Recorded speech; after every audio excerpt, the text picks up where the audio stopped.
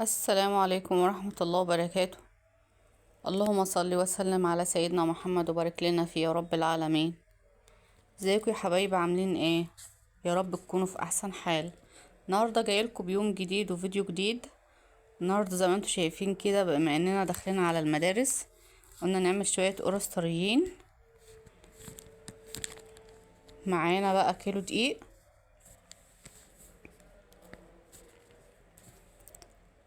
نص كيلو لبن رايب، معلقة خميرة، نص كوب لبن، معلقتين سكر، معلقة بيكنج باودر، ونص معلقة فانيليا صغيرة. معانا هنا بقى نص ربع كيلو سمنة مسيحة. هنحط بقى السكر على الخميرة ونضيف عليه اللبن، نركنها كده على جنب. نجيب بقى المكونات الجافة مع بعضها.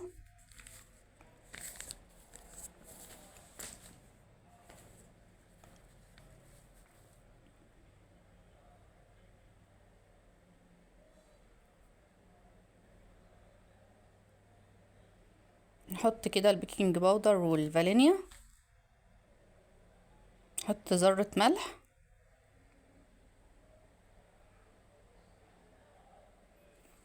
هنضع عليها السمنة المتسيحة.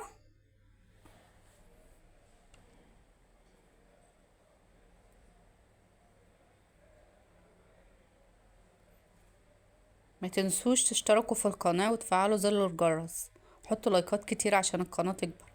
نقلب كده بالسباتولا لحد ما يتجانس كده مع بعضه.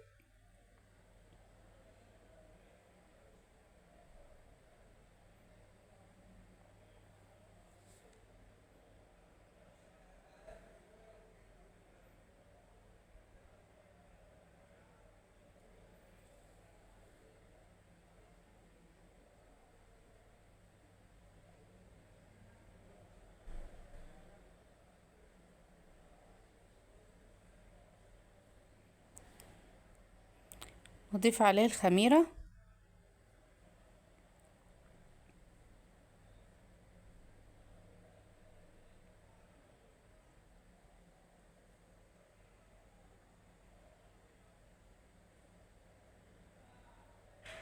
نضيف كده اللبن شوية بشوية عشان نشوف العجينة بس هتاخد قد ايه.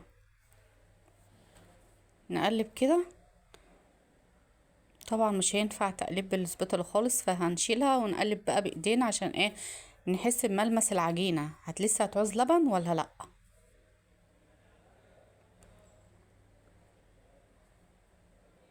نعجنها كده جامد.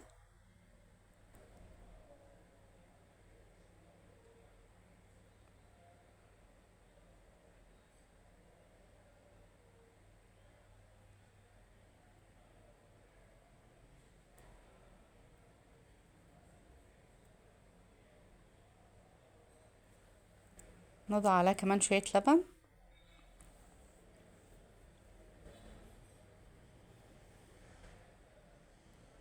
نعجن كده لحد ما تتماسك العجينة باللبن ويختفي اللبن منها خالص.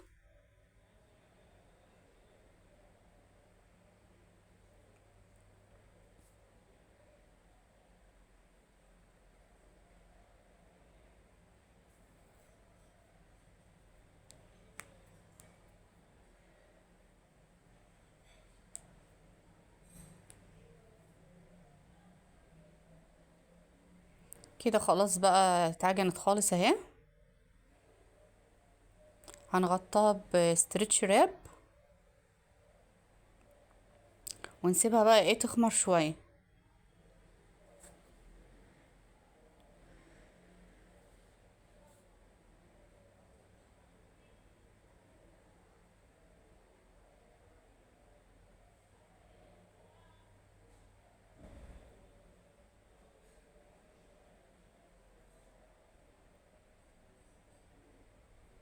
ستريتش راب معذبني شوية معلش يا جماعة. هنسيبها بقى تخمر شويه ونرجع لكم تاني. كده بقى بعد ما خمرت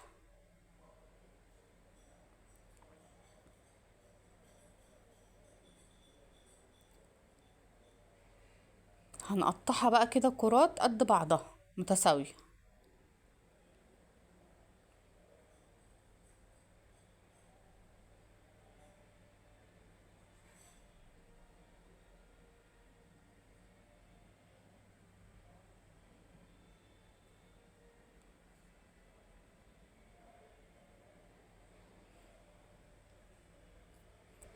هنقطع بقى الكميه كلها كده متساويه، نرجع لكم تاني.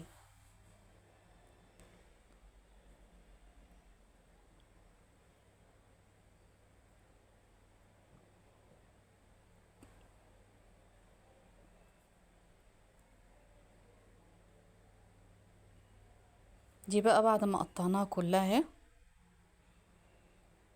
نسيبها بقى ايه ترتفع يعني، مفيش مش كتير يعني. ناخدها بقى نخبزها في الصينية او في الصاج زي ما انت عايزة يعني. نخبزها كده.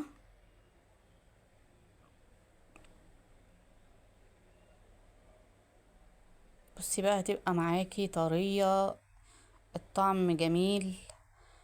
الاولاد بقى المدارس مع كوباية شاي الصبح مع كوباية لبن، حلوة قوي يعني.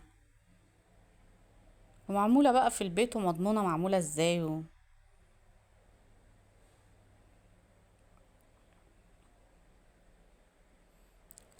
كده هنبطط الكمية كلها، ارجع لكم تاني.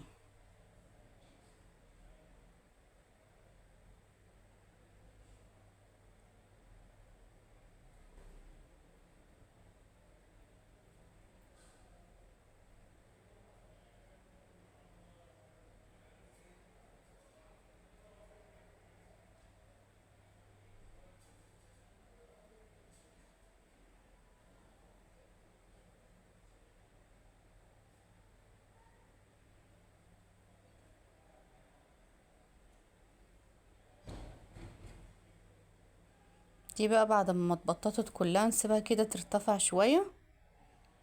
بعد كده بقى نسويها في الفرن، نشوفها بعد ما تطلع من الفرن. ادي القرص بعد ما طلعت من الفرن، طبعا طرية وهشة من جوه وجميلة بألف هنا وعافية.